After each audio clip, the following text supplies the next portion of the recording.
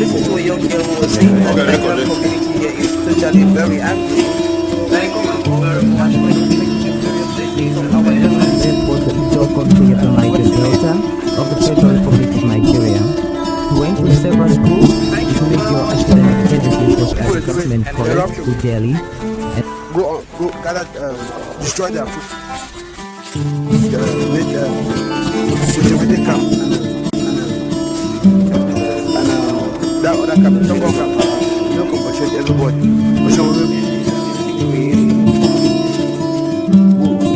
Generation sometimes. Today our focus will be on the style of the nation's flag, a poet and writer, and we shall also be very interested in his point at more dancer. Some lives are meaningful, some are empty. With too much meaning and riches to offer humankind. Long after some of these earthly adventures are no more, one can still find footprints of these great lives on the pavements of our contemporary lives. Good evening, you're welcome to the program Green Planet.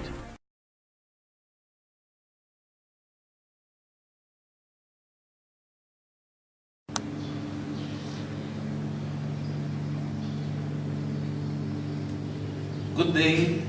Thank you very much for talking to people, places and events, and to the African Center for Community and Development. And welcome to the Earth Complex Guest House in Limbe, Cameroon. And it is my privilege to have a wonderful conservator within the premises of this place. What is your name, sir? My name is Bila Fotung. As you rightly said, I'm a conservator working with Congo Wildlife Adventure. It is really my pleasure to be here today. I'm happy and privileged to be in this environment, which is a destination that so many people belonging to visit. And I think places like this should be preserved to move the 21st century tourism concept, which it's an ongoing struggle in Cameroon to harness it and show the rest of the world that this domain is doing fine since it has been long neglected. So thank you for revolutionizing the idea of tourism in Cameroon. You're welcome. Now let's be talking some things about your wonderful works you've been doing. You've been to so many places around the world, in Africa in particular, and Africa is something that you master. What can you tell me about the species in Africa and those that really attract you and those that you concentrate on and that you like to expose to the world? Thank you very much for that.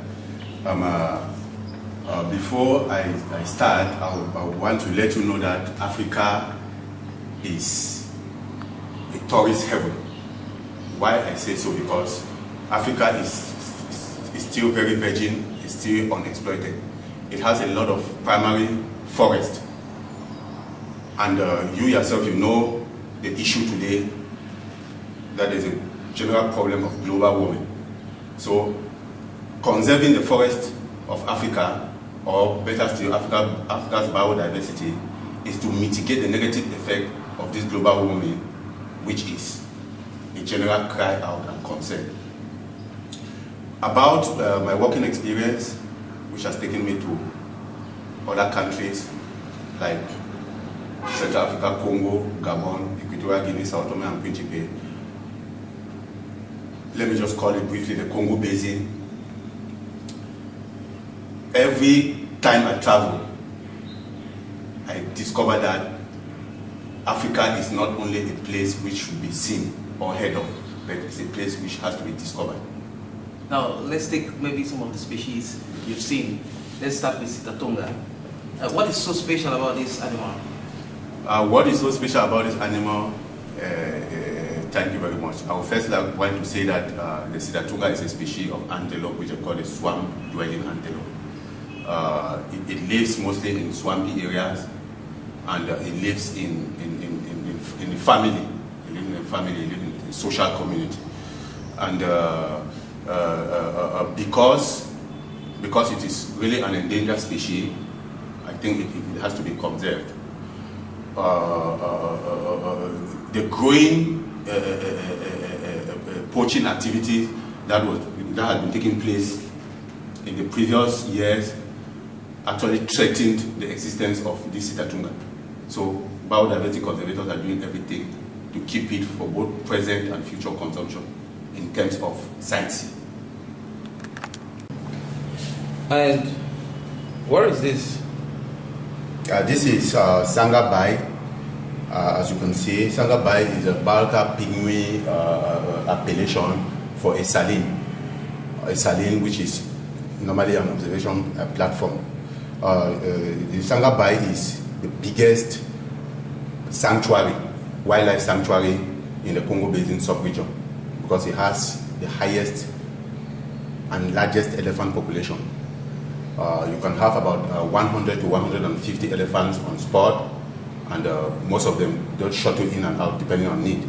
Then you have some other wildlife species like the bongo, which is the biggest forest antelope.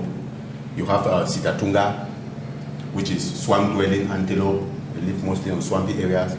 Then you have the redwater hawk, you have the Fotung, and the gallegos. Then, because not too far from this area, you have habituated western lowland gorillas, the two biggest families that you can have in the region.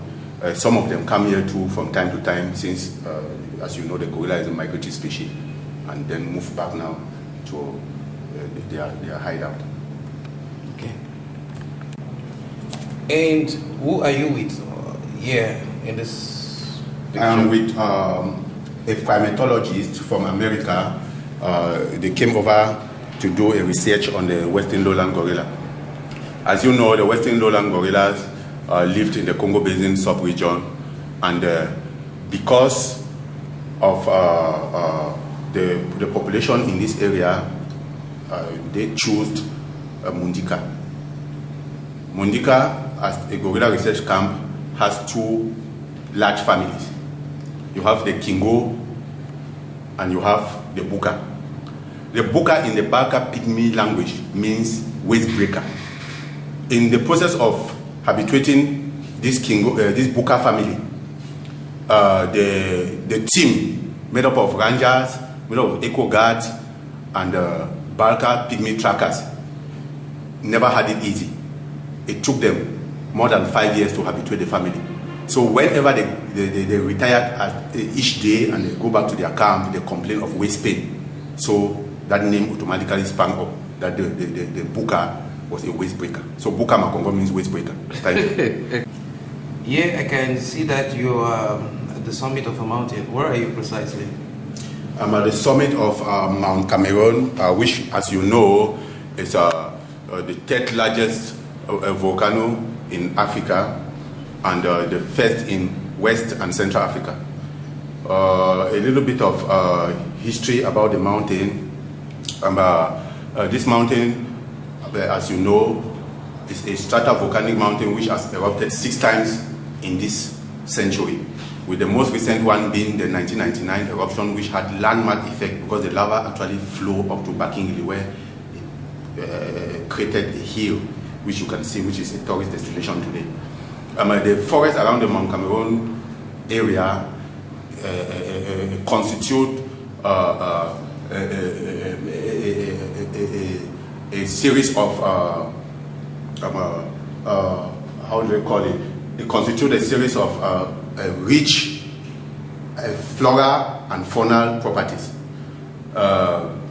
Being a stratovolcanic mountain, an experience up the mountain, which has a height of 4,100 meters above sea level, beginning from Hut 1 with 1,700 meters, hiking through the savannah to the rainforest up to Hut 2, 2,800 meters, passing through savannah vegetation again to Hut 3, which is 3,850 meters, to the summit, which is 4,100 meters, are moments to be lived and remembered.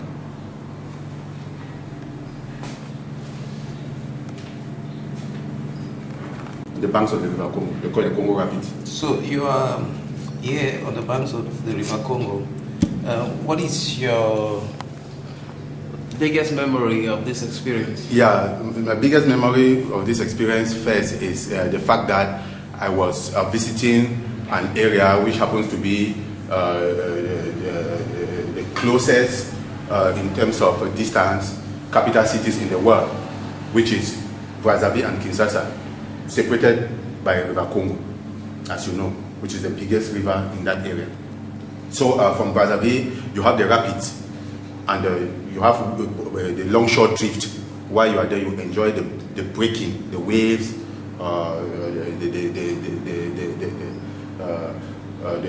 the principal activities that you can have there is boating, and you can take a cruiser. You cruise to the banks of River Congo closest, which is Kinshasa. That area harbors one of Africa's iconic wildlife species, the great ape species, the lowland gorilla, the western lowland habituated gorillas. Then it harbors one of the closest monkey species to man. They call the agile mangabeys. They are semi-terrestrials in nature because they live on the ground and on treetops, depending on what is at stake. The Congo Basin is reportedly threatened in so many ways. Wars, the destruction of wildlife, bushmeat hunting, and so many other issues. So what is the balance between conservation and the livelihood strategies of the people there? What do you think can be done to make sure that this area can serve its touristic purpose and also support life? Okay, thank you very much. That is a good observation. I was just coming to that. The Congo Basin, as you know, which is the second largest rainforest in the world after the Amazon, is presently the richest in terms of species, both flora and fauna species. But because of activities of people, especially big companies like timber companies, called the multinationals, they have been doing wonderful destruction of the environment. So the governments of these countries involved, they have been holding ongoing consultative talks to see how they can preserve the rich heritage of this area. So they have signed a series of pacts. One of these many pacts, they are the Tri-National de Zanga. Tri-National de Zanga is a convention that was signed between Cameroon, Congo, and Central African Republic to protect the triangle of the Congo Basin, which constitute three important parks: the Lubeke in southeast Cameroon, the Nwaboualendoki in East Congo, and the Zanga-Zanga National Park in West Central African Republic. So this Tri-National de Zanga is one of the many measures that they have put in place to preserve the rich biodiversity. Then there is Tri-National de Ozela, which is signed between Cameroon, Gabon, and Central African Republic, with so many other treaties. So it's something like a transboundary management of natural resources. Natural resources. You've been to these places. Yeah.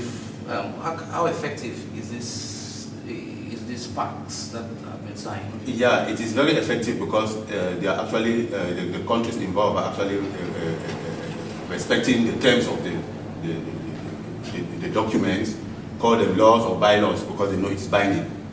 For example, since the gorilla, the western lowland gorilla, which lives in that sub-region, is a migratory species, it shuttles between one border national park to the other. And if something like this happens, it is an obligation by the government involved to repatriate the gorilla to where it truly belongs. Okay, you've been also involved in tourist packages in Africa.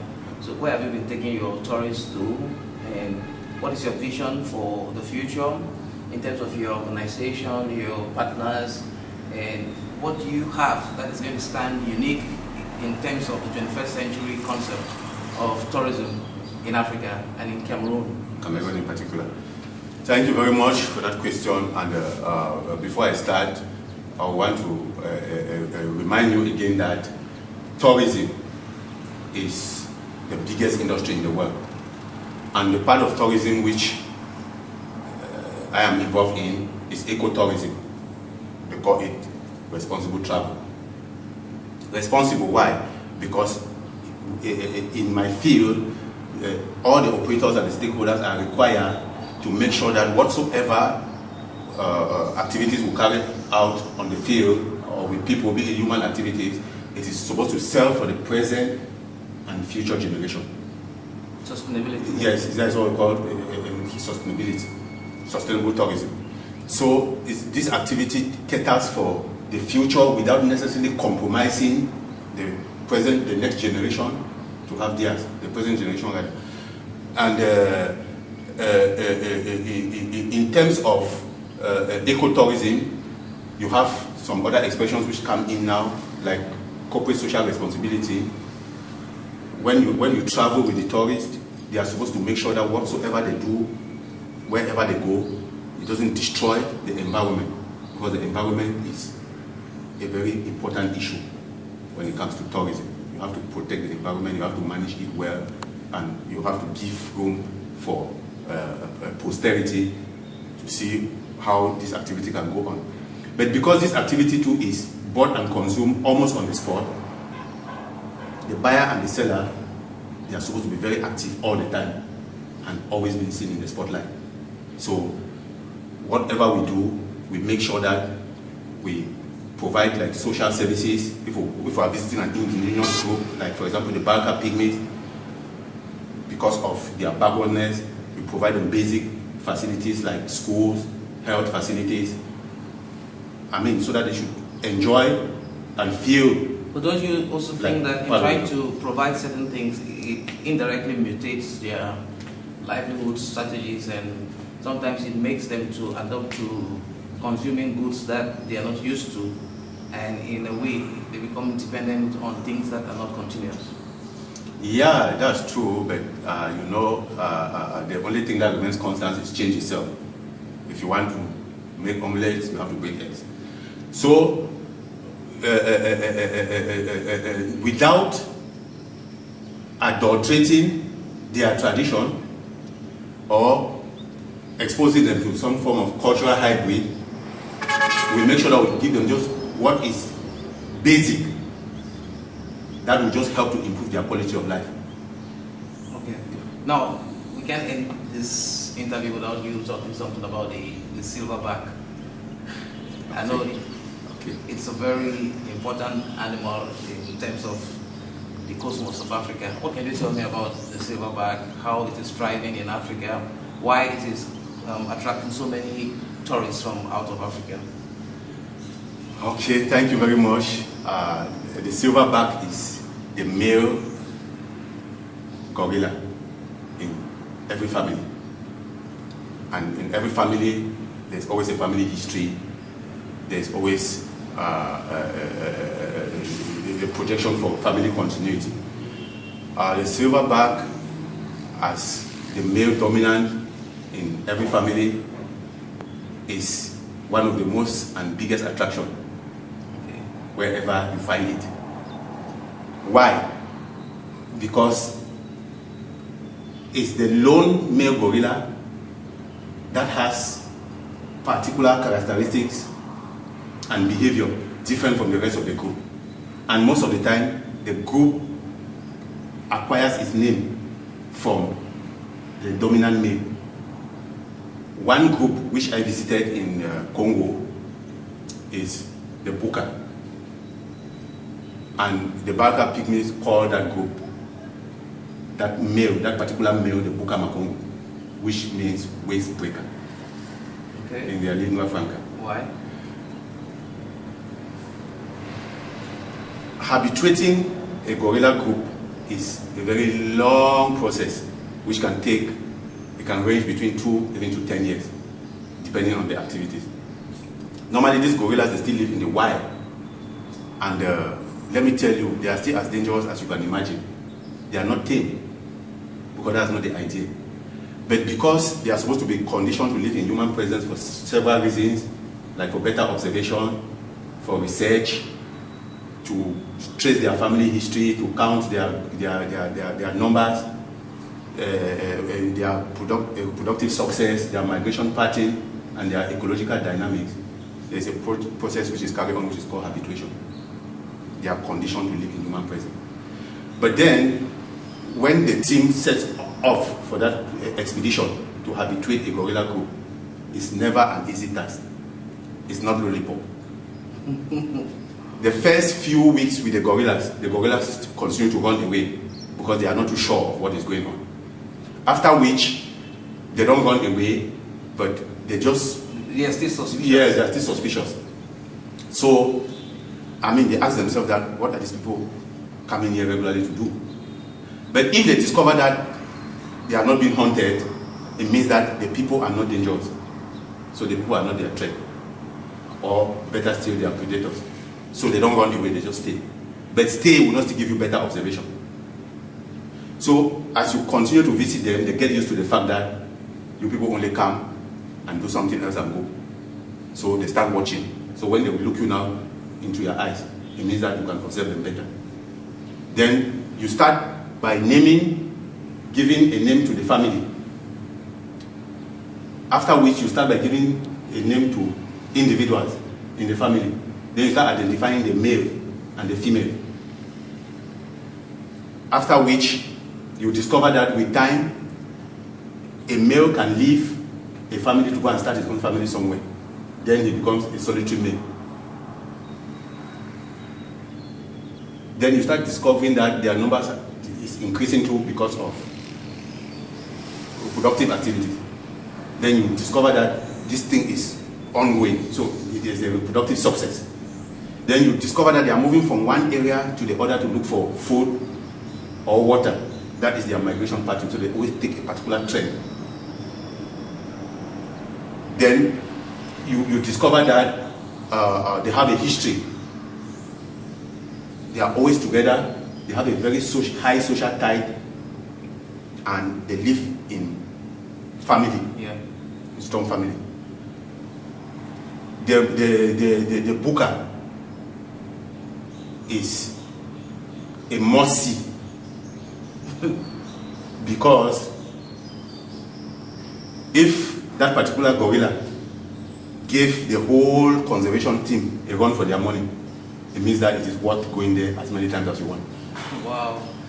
So thank you very much, Mbankom. It's my pleasure. For visiting the Earth Complex and the African Center for Community and Development, and for talking to people, places and events. And I hope through the venue of this program, your wonderful vision for ecotourism for Africa and the world will reach out to the millions that are going to be watching you. Thank you very much for your compliment. And if there's one thing that I want to promise that I will market this destination, because this to me is a true tourist destination. Thank you. You're welcome.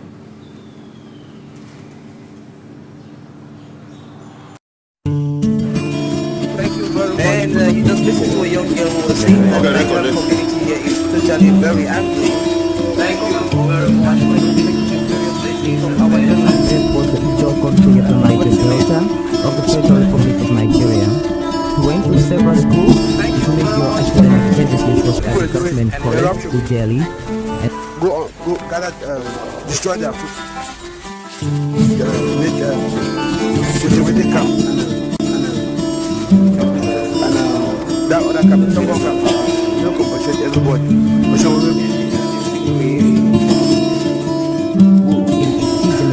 sometimes. Today our focus will be on the style of the nation's flag, a poet and writer, and we shall also be very interested in his point at more dancer. Some lives are meaningful, some are empty. There are lives that are meaningful, with too much meaning and riches to offer humankind. Long after some of these earthly adventures and no more, one can still find footprints of these great lives on the pavements of our contemporary life. Good evening, you're welcome to the program Green Planet.